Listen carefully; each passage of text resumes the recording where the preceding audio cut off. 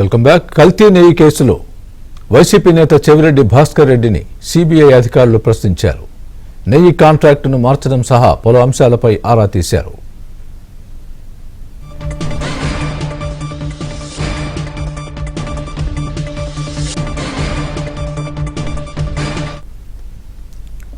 కల్తీ నెయ్యి కేసులో వైసీపీ నేత చెవిరెడ్డి భాస్కర్ రెడ్డిని సిబిఐ అధికారులు ప్రశ్నించారు. నెయ్యి కాంట్రాక్టును మార్చడం సహా పలు అంశాలపై ఆరా తీశారు. ఇదే అంశానికి సంబంధించి పూర్తి అప్డేట్ మా ఏపీ బ్యూరో చీఫ్ రామారావు చెప్తారు. రామారావు.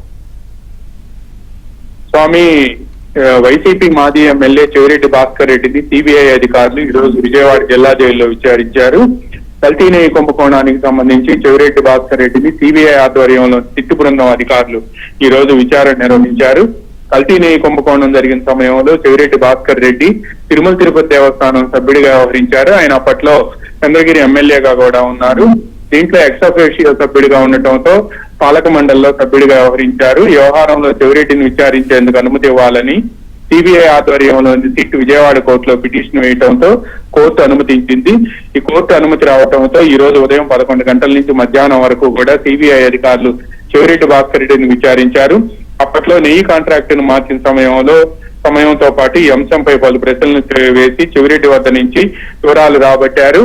అయితే ఆ నెయ్యి కాంట్రాక్టర్ ను మార్చడంలోనూ అదే విధంగా ఆ తర్వాత కల్తీ నెయ్యి సరఫరా జరిగి లడ్డూ నాణ్యత దెబ్బతిన్న వ్యవహారంలో పెద్ద ఎత్తున ఆరోపణలు వచ్చాయి. ఇందులో చెవిరెడ్డి భాస్కర్ రెడ్డి వద్ద కూడా కొంత సమాచారం ఉందని, ఆయన ప్రమేయం ఉంది అని కూడా కొంతమంది సిబిఐకి ఫిర్యాదు చేశారు. దీంతో సిబిఐ అధికారులు ఈ విషయాన్ని నిర్ధారించుకునేందుకు చెవిరెడ్డి భాస్కర్ రెడ్డిని ఈ రోజు విజయవాడ జిల్లా జైల్లో ప్రశ్నించారు.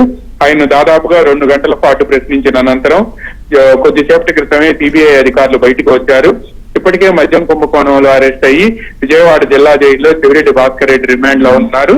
ఈ నేపథ్యంలోనే విజయవాడ కోర్టులో పిటిషన్ వేసి ఆయన విచారించి అనుమతి ఇవ్వాలి అని చెప్పి కోరారు.